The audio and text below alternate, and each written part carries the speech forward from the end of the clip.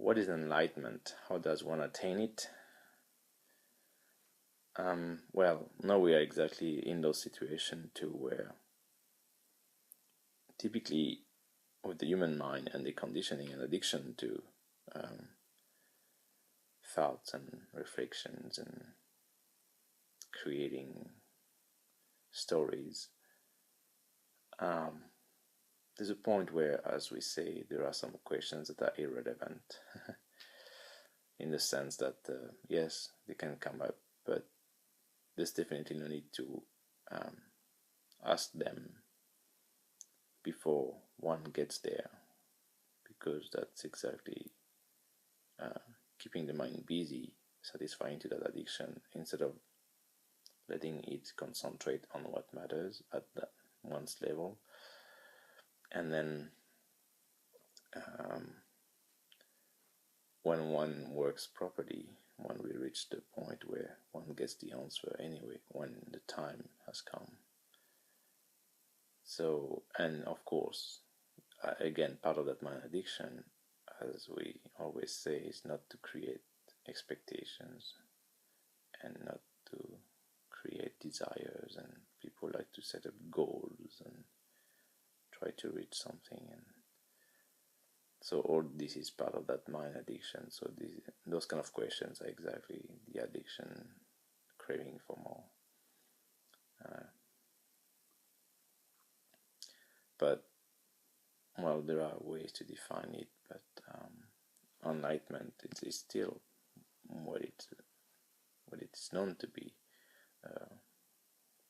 It's that pure awareness, true wisdom that has transcended life, the mind and matter level phenomena. So, and how does one attain it? Well, of course, by working hard on the path, just keeping working and concentrating. Learn concentration, learning and the real concentration, focus, and keeping working. That's what it is. Yes, all this sounds discouraging for many people because it has to do with discipline, which is again what addictions have made the human distance themselves from. They don't like the word discipline, they don't like uncomfort, they like convenience and easiness, but there's no choice. That's why, when one is down in his addiction, of course it's hard to get out of it, and it requires real work. So there's no getting rid of the suffering without real work. And the more years one has spent working and satisfying on the addictions, the harder it becomes, of course.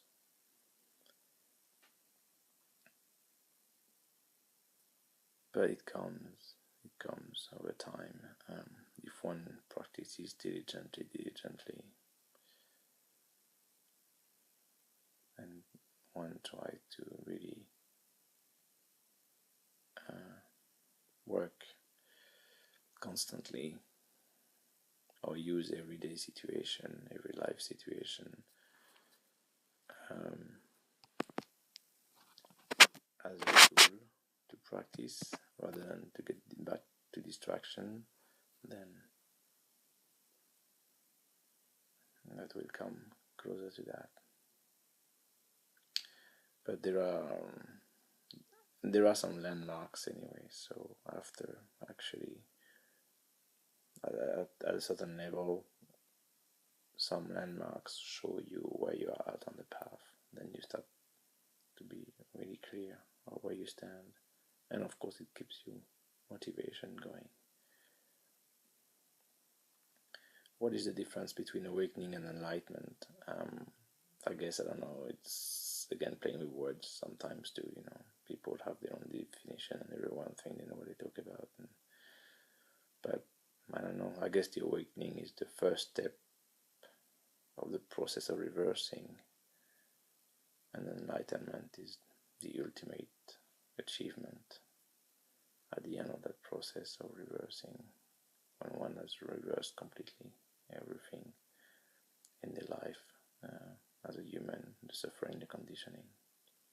But I guess awakening is just the first step, the first, like I said that over time, when you start to really accept the idea of the only thing that I know is that I know nothing, and you really mean it, and you are ready to unlearn everything that you have learned so far, or understand that everything that you thought was true or new is not, and that's probably where the awakening happens.